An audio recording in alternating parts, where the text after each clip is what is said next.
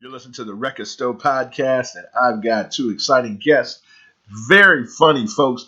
This lockdown has had everybody staying at home, trying to find something to watch, doing a lot of binge watching. Well, I have come across a really funny movie. It's called Hard Times. Welcome, Ayeshia, Mciver, and Toron, Rodgers. Hey. Yo, we're good. Man, this movie has me cracking up.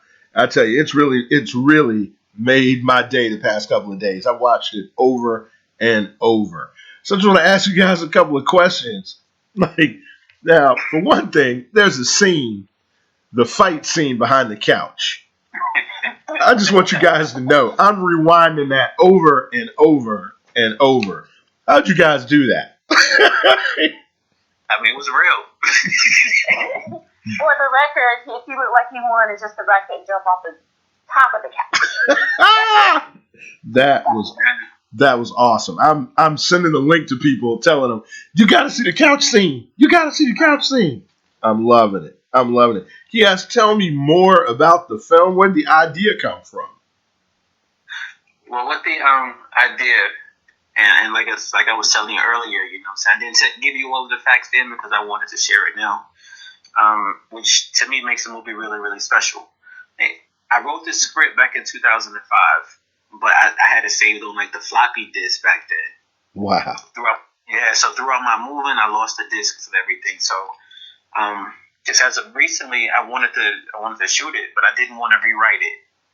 So the special part about this film is that the entire movie is freestyle. Everybody, I set up the scenes because of just knowing the flow of the film. Uh-huh. But every person that you see on screen brought themselves to it. There was no rehearsals. We just pressed record it and went with it. And so what you see is completely ad-lib, freestyle, off the top, from beginning to end. Man, I am loving it. Now, this movie premieres this week, right? Yes. Gotcha. We're hoping to have it a Facebook Live on Friday, August 21st. That is 9 o'clock. That is awesome. Well, I'm going to do my part to spread the word. Now, how long did it take to shoot all this? Miss Ayeshia and I shot, 3 days? Yeah, 3 days.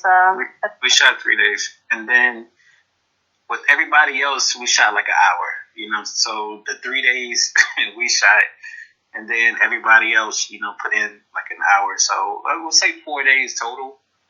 But I wouldn't even say 4 days, because our what we did 4 hours was on a Saturday, and at that time he drove from his end of town to here or wherever we filmed at, maybe a couple hours a day. Yeah. So. Man, I'm telling you. Yeah, totally. That has really, it's got so many great elements of slapstick and that couch scene. I just keep telling people that is beautiful. That is just so well done. Now, have you guys done a lot of acting outside of this? I'm a clown. No, a lot of things as far as acting. I have a tiny bit of a past of acting, but then a stop, pause life. I got married, and then all that ended, and kind of jumped back into it again. Uh-huh. You can find me acting a fool on my Ayeshia Chronicles on my Facebook or Instagram page. Mm-hmm. My actual acting background was way back in the 90s, so that's for me. I would go with this as a fresh start again. Nice. Very nice. Now, I see there are a lot of local comedians as well as Toron in the film, man, and the music is great. So how did you find the time? I guess this lockdown helped to just get all these great people together. And again, that's a beautiful part, man. I had the greatest cast, and I say that constantly. And if I could take a second, and Jay, I mean, you could definitely vouch. Like when you asked me to do the show, I was thinking that it was like in the studio, face to face, So I asked you, can I bring everybody? And, like that would have definitely been like the best way. So if I could take a second, man, I just want to like just name everybody that was a part of the film. Go right ahead. Okay with you too. Go right ahead. That's of course, we have Miss Ayeshia on the phone. We had her daughter Kayla, her friend Callie, my cousin Kip. Ayeshia's friend Trayshawn, Stan, DJ Cutter. We had two of my coworkers, EJ and Demetrius, and two comedians, HL Boney and Daryl DJ Ransom. Those were all of my actors, and the music came from T. Graham. A lot of the instrumentals was a producer named Chubb Hazel. Another song came from my cousin Walt Baby Jones, P. Batters, Davin Hinton, Lawrence L.A. Watkins, Ace of Spade, my homeboy Jawan from New York, Big Bam, and Godfrey Black Wine Eason. So they just handpicked, you know what I'm saying? Everybody that I talked to, they were gracious, man. They was like, yo, just use whatever music you want. So we did. And I think the music that was laid over the scenes, it fit, you know. So it was just, to me, it was just a tremendous project. And real quick, not to leave out, like Miss Ayeshia, she was very, very instrumental in locations for us. So the restaurant that we shot at, it's Mikoto's, yeah. Major shout out to them because they've been a huge platform in my life as far as a comedian bringing stand up to this end of town. So shout out to Queen, the owner of Makoto's. Mike. Cool. Renamed Mike. Love it. So we have Hardin's. Yeah, Hardin's grocery store, Rockfish. My cousin Tony Biggs for letting us use his house. And to the Pride, they was also a part of the meeting stuff. Mr. Doe and Manolo.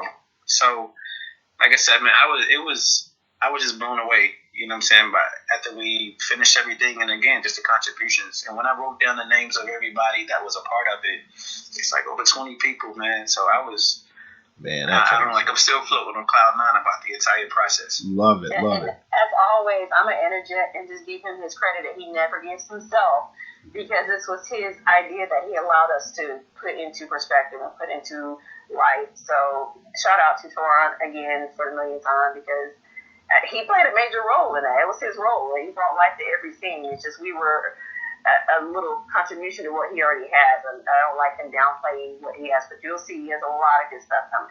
Oh man, I believe it. Yeah, I've known him a long time. Very talented guy, and glad he's still out there doing it. Definitely. Now, I want to ask, because everybody's going to ask, so how did the pandemic affect getting folks together, shooting, all this kind of stuff? And I'm glad you stuck with it and didn't let anything get in your way. But what kind of crazy things did you experience, like trying to get this all together?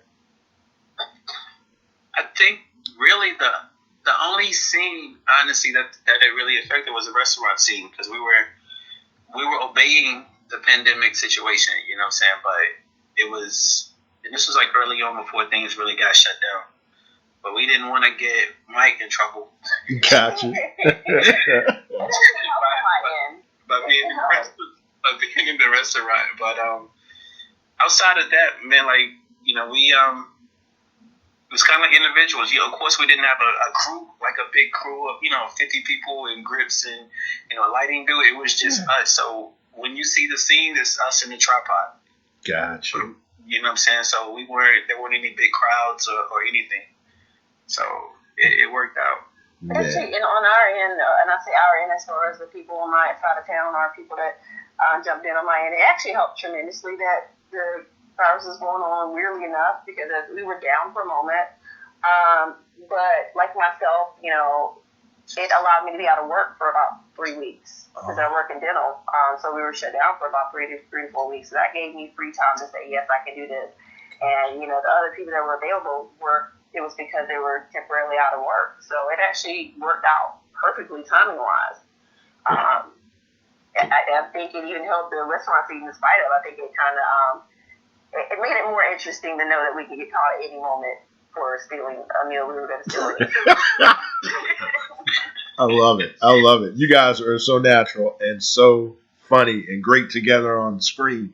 So I'm going to ask you, is there anything else you're doing anywhere else we can see either of you perform? I know with the pandemic, you can't go anywhere, you can't see anything. But you guys doing anything else? Any other online stuff or anything at all? place, yo. She's a mega star, like, already. Love it. She's all over the place. So, yeah, go ahead and take the next 45 minutes to let them know. I knew it was coming. I knew you had to throw in a little bit of that shade that you was going to throw this way. It's cool because it's hot outside.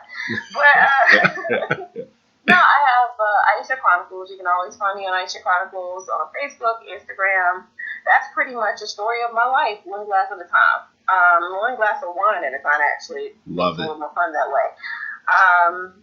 And yes, I am kind of all over the place. I do podcasts on alternative perspectives. You can find out on Spotify or Apple. I do Speak Your Mind podcast as well on Mondays and Thursdays, and I also do podcast hosts for Hostile Therapy on Sunday. In addition to that, I'll drop all that at any second if Toron's ready to film again, because my first love is comedy. I love to hit the stage. Yes, they're temporarily closed, but when they do open back up, I have my own venue here in Fayetteville that we were speaking of. We actually filmed there in the coast. My venue is the bar side, so we'll hopefully have some open mics there again. I don't know, I do feel like I'm forgetting something, but either way, you find me on those platforms and you can find me everywhere else. So you got it. Well, you guys are a great interview, and naturally, even though you just did it, I'm going to tell you both, give us the websites, the hashtags, let us know where folks can find you, contact you. So since Ayeshia just did it, Toron, you go ahead, and then Ayeshia, you repeat and give us those places to find you. I bet mine's are it's really just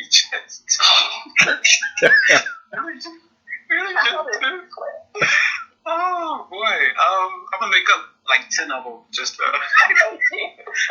but no, actually at Facebook. Well, Facebook and I'm just at Toron Rodgers, and it's TORONRODGERS.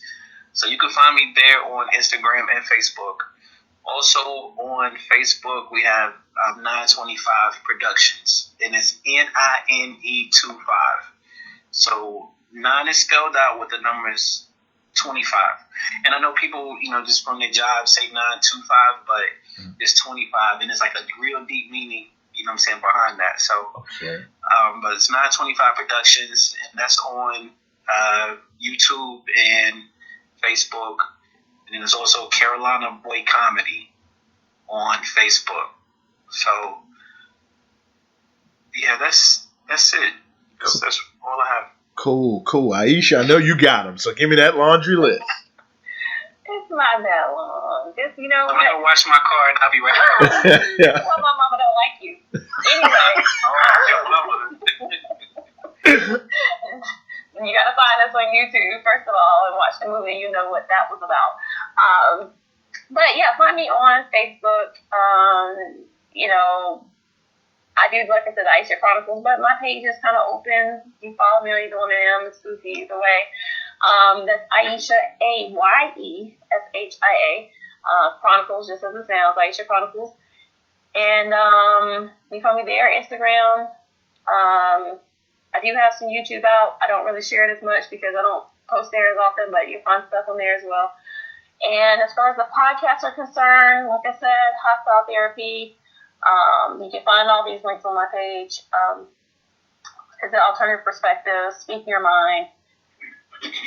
Yeah, so that's it for now. That's it. That is awesome. Now, if I left anything out, anything else you guys would like to say about the film?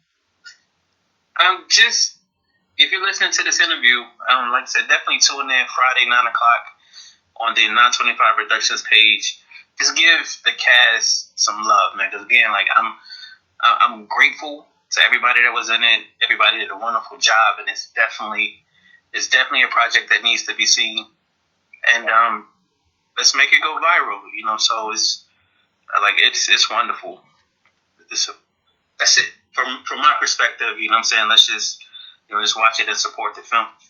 Awesome. I think once everyone sees the film, they're gonna see the passion that Toron has. He has so many things that he's probably not going to just put out there, but he has so many things in the work. Just watch and wait. Subscribe to the page. Watch the movie. Share your thoughts. Like the movie. Share the movie. And just watch it explode from there. I guarantee you're not going to be disappointed. Nah, they shouldn't be. Not going to be disappointed. That is awesome.